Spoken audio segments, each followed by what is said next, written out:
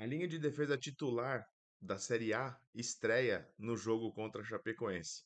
Talvez essa seja a grande novidade do jogo dessa noite, além de finalmente termos a possibilidade de ver no banco de reserva o Youssoufa N'Dié.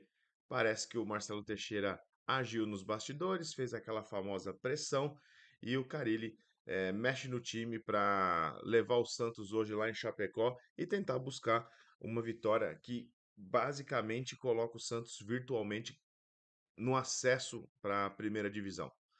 Vamos falar do pré-jogo e vamos, claro, tentar trazer um pouquinho do que são aí essas perspectivas desse jogo, até porque, olhando para a tabela, tem alguns eventos interessantes, como o caso do Mirassol enfrentar o Novo Horizontino, que pode ser um jogo que tire pontos desses dois adversários diretos que o Santos tem na tabela e consiga dar ainda uma folga maior. O Santos hoje tem 2 pontos de vantagem para o segundo colocado, pode aí chegar talvez com um empate ali a 4 pontos, chegar quase a 9 de novo do quinto, né, que seria hoje o Vila Nova. Então, assim, tem coisa boa para vir dessa rodada. Evidente que eu estou contando que o Santos vai fazer a parte dele, que é ganhar o jogo, ou pelo menos não entrar com aquela postura de sempre preguiçosa, de achar que o jogo tá ganho, de achar que pode conquistar os 3 pontos em qualquer momento. Mas vamos ver aí o que esse jogo oferece pra gente. A Chape não tá bem, é o primeiro time fora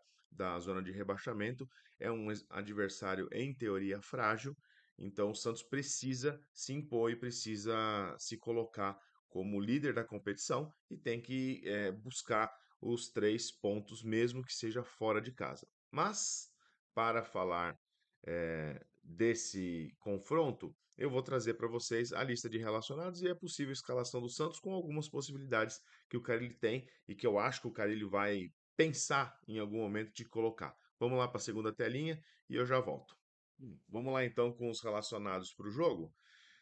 No gol, a gente não tem tantas diferenças, a não ser que o Gustavo Jundi volta. E eu tenho aí para mim que o Gustavo Jundi, ele é aquele cara que só vai quando tem milhagens envolvidas, né? O Jundi só vai relacionado quando é fora, para viajar, para fazer programa de fidelidade em hotel e para ganhar milhagem com passagem aérea, né? Porque a gente sabe que 3 goleiros não é necessário. O Brasão, apesar de agora estar com 2 amarelos, não é um jogador que está necessariamente ali correndo o risco de ficar fora, né? Mas ah, era exatamente para isso que o Renan foi contratado. Pode ser que o Brasão abra uma oportunidade de ficar no banco por uma suspensão e mesmo assim o Renan não jogue. Mas sem muitas diferenças no gol. Na zaga, aí sim a gente tem muita diferença, né? O Gil tá suspenso, então a gente vai ter Jair, Luan Pérez, João Basso e Alex voltando depois de muito tempo aos relacionados do jogo. É o que o Santos tem à disposição, não tem muita escolha do treinador. Claro que a escolha fica para quem vai para o time titular. Nas laterais, JP Sherman e Souza, que já vem aí aparecendo nos relacionados. Rainer e Rodrigo Ferreira, dessa vez, não participam do rodízio de Bagres, já vão direto para o jogo. E o Escobar, que tomou o terceiro amarelo, fica suspenso. O Sherman está pendurado, tem que tomar cuidado nesse jogo, tem sofrido muito na parte defensiva nos últimos jogos, mas acho que consegue segurar o ataque da Chape logo mais.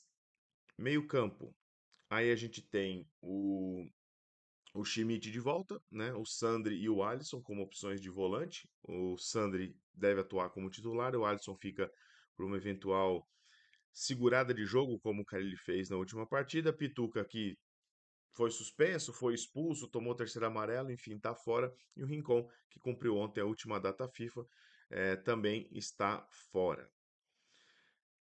No meio-campo, né, na meia, né? O de sempre, Juliano, Sérgio e Patrick. Miguelito com a seleção boliviana, que ontem jogou pau a pau com a Argentina e perdeu por 6-0. E o Billy Arce, que esse aí não foi relacionado e vai para o seu sétimo ou oitavo jogo sem ser relacionado. Isso aí é uma preocupação, visto que o Santos já tinha uma expectativa em cima desse jogador. Nas pontas, a novidade é que agora o Otero, que na verdade agora o Bigode ele não tá mais como atacante, ele tá como ponta. Então por isso que ele vem para essa listinha de cá, né? Então Guilherme, Otero, Bigode e La Quintana são as opções. O Pedrinho não foi relacionado, até não coloquei aqui, Mas o Pedrinho provavelmente não joga mais com a camisa do Santos, justamente porque tem aquela cláusula lá no contrato de que se o Santos resolver colocar ele mais 6 jogos, tem um dinheiro a ser pago para o time da Rússia. Então o Santos, obviamente, que não tem interesse no jogador, não deve colocá-lo mais em campo.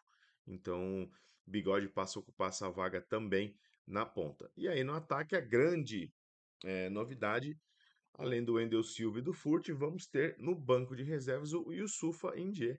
E que é o jogador aí que a gente mais tem curiosidade de ver, apesar dos relatos de que não treina muito bem, de que não é lá essas coisas, mas a gente gostaria de ver em campo, gostaria de entender por que que é tão difícil até relacioná-lo, né? Tendo outros jogadores ali que a gente sabe que não tem intensidade, que não tem uma técnica apurada, tendo chance de ir para o banco, por que que o India não pode, né? Vamos ver hoje se o Carille opta por colocá-lo alguns minutinhos que seja no jogo, e aí a gente carimba se o India é o primeiro bagre gambiano que a gente tem na história do Santos ou não. Bom, com todo esse plantel à disposição, é assim que o Santos vai a campo e vai a campo de um jeito muito legal e que eu espero que realmente faça e dê muito certo. O Santos vai a campo com o Brasão, com Jair e Luan Pérez na zaga. Para mim, uma zaga extremamente técnica e bem rápida, o que ajuda o Santos eh, quando joga fora de casa. Nas laterais, Souza e Sherman.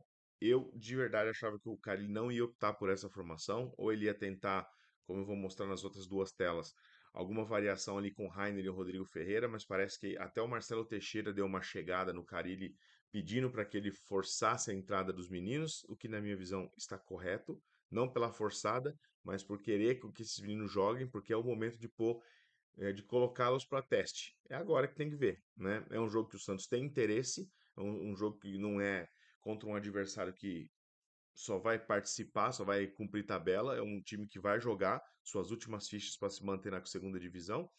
O Santos precisa mostrar serviço e o Santos precisa atacar. Souza e Sherman têm características ofensivas melhores do que Rainer e do que Rodrigo Ferreira. Então faz sentido o Santos querer se lançar um pouco mais nesse jogo, sabendo que tem uma zaga com uma boa velocidade de recomposição, que é o Luan Pérez e o Jair. À frente, o Schmidt volta, né? O Schmidt ali até tá com o número 21, mas é o número 5, e o Sandri, que é o número 23, fazem aí a dupla de volantes.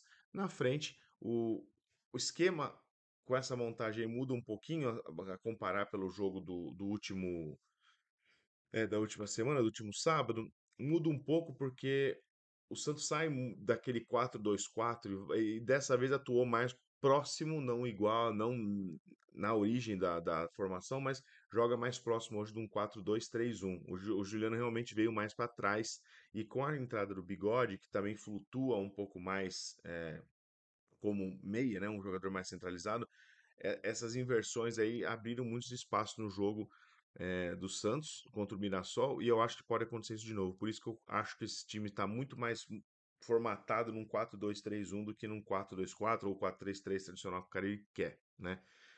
Na frente, Guilherme, Juliano e o Bigode, que agora ganhou a vaga do Otero, e o Wendel no comando de ataque. Espero que o Wendel dessa vez não morra de fome como nos últimos jogos.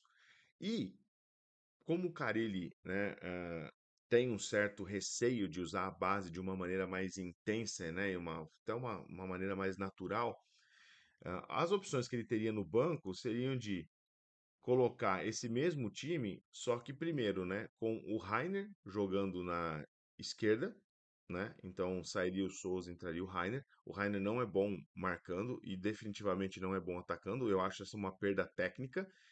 E se o Carille ainda entende que o Sherman poderia sair do time para o Souza ficar por essa característica ofensiva, ele colocaria o Rodrigo Ferreira na lateral direita e aí voltaria para o Souza voltaria para o lado esquerdo, mas aí você teria o Rodrigo Ferreira.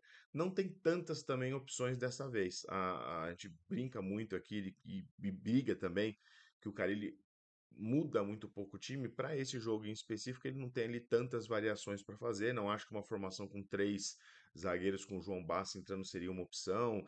Entrar somente com o Schmidt de volante e colocar o Otero nesse time para fazer uma linha com 3 ali, com Otero, Bigode, Guilherme e o Juliano com o Wendel na frente. Então, assim, não tem tantas opções. Acho que o Santos hoje, fazendo um jogo consistente e consciente mais do que qualquer outra coisa, porque a Chape vai precisar sair para o jogo.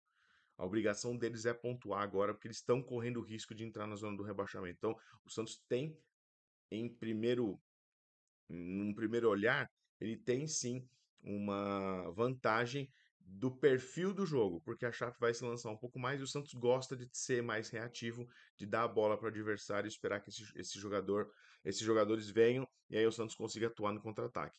Para uma formação com essa para um jogo com essa característica, a formação aí que o Santos vai com Souza e JP Sherman nas laterais pode ser uma boa.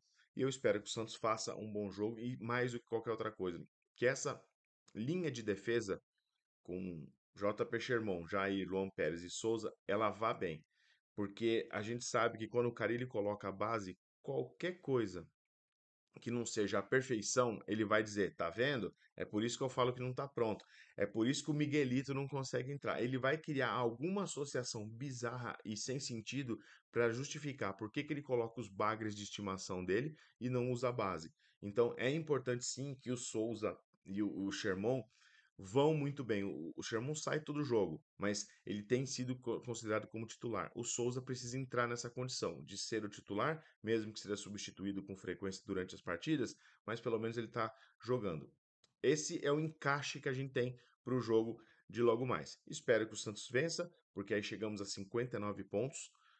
Basicamente, uma vitória a mais já coloca o Santos numa condição de 99% matematicamente falando na primeira divisão e você começa já a pensar no planejamento do ano que vem. Tem as notícias saindo do Sampaoli, que basicamente já botou o valor de salário, 2,2 milhões e quer 80 milhões de contratações. E eu vou te falar, 80 milhões de contratação não me pareceu um número tão alto.